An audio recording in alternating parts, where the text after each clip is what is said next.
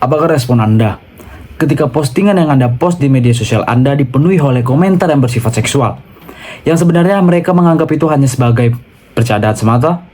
Mari kita bahas lengkapnya. Nama saya Kevin Malau, dan di sini kita akan membahas topik tentang literasi digital dengan topik tema kita adalah pelecehan nonverbal di media sosial. Seperti yang kita ketahui sendiri bahwa Indonesia merupakan negara dengan jumlah penduduk terbesar keempat di dunia. Bahkan menurut BPS, Badan Pusat Statistik, jumlah penduduk di Indonesia mencapai 278,69 juta jiwa pada pertengahan tahun 2023. Angka tersebut naik 1,05% dari tahun sebelumnya, yaitu tahun 2022. Hal ini juga menjadikan Indonesia sebagai negara dengan jumlah pengguna internet terbesar di dunia, dengan total mencapai 202,6 juta jiwa, dengan pengguna aktif media sosial sekitar 170 juta jiwa. Hal ini membuat gencarnya interaksi masyarakat melalui media sosial. Namun, banyaknya interaksi melalui media sosial ini mengakibatkan banyak terjadinya pelecehan secara nonverbal di media sosial, seperti komentar yang berujung pada penilaian salah satu bentuk tubuh, seperti contoh jejak kasus 3 bulan yang lalu. Kerap kali ada akun Instagram yang tidak dikenal yang mengirimkan pesan dan mengomentari postingan seseorang, baik itu menggunakan kalimat yang tidak senonoh dan juga hingga mengganggu kehidupan pribadi penggunanya. Dan terakhir yang paling menyeramkan adalah mengirimkan pesan yang berisi alamat dan foto kediaman seseorang. Wow, sungguh tidak di luar nalar, karena hal ini pasti membuat kita takut. Lantas apakah tindakan pelaku ini dapat dihukum? Bagaimana pengaturannya? Dan sebenarnya apa upaya hukum yang dapat dilakukan? Mari kita bahas. Tindak pidana kejahatan seksual melalui media sosial adalah suatu perbuatan yang berhubungan dengan tindakan asusila melalui sarana media informasi dan transaksi elektronik yang dapat menimbulkan trauma fisik serta psikis seseorang. Tindakan pelecehan seksual yang sering terjadi di media sosial dapat berupa rayuan, godaan, atau perbuatan yang tidak menyenangkan lainnya, dapat dilakukan dengan cara chatting, komentar, direct message atau DM, serta mengirimkan foto dan video bermuatan seksual atau pornografi melalui media sosial seperti WhatsApp, Instagram, Twitter, YouTube, dan juga Facebook.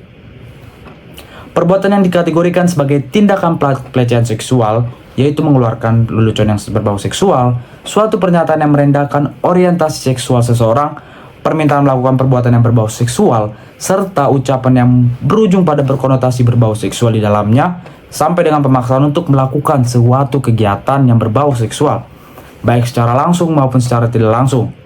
Perilaku yang termasuk ke dalam golongan tersebut di media sosial diantaranya sebagai berikut. Yang pertama adalah cyber stalking. Sebenarnya apa itu cyber stalking? Yaitu perbuatan yang menguntit melalui internet dengan menggunakan email dan juga pesan online. Lalu yang kedua ada cyber harassment, adalah perilaku yang tidak diinginkan apabila tidak dituruti maka akan diancam.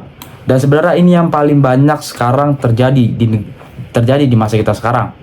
Yang ketiga adalah kiriman pesan atau email seksual yang tidak diinginkan dengan mengirimkan pesan yang tidak senonoh saat melakukan chat. Lalu kata-kata yang menghina kekurangan fisik atau mental seseorang yang sering terjadi di media sosial saat ini. Kata-kata secara hukum mengenai pelecehan seksual melalui media sosial telah diatur dalam Undang-Undang ITE, Undang-Undang Pornografi, dan KUHP.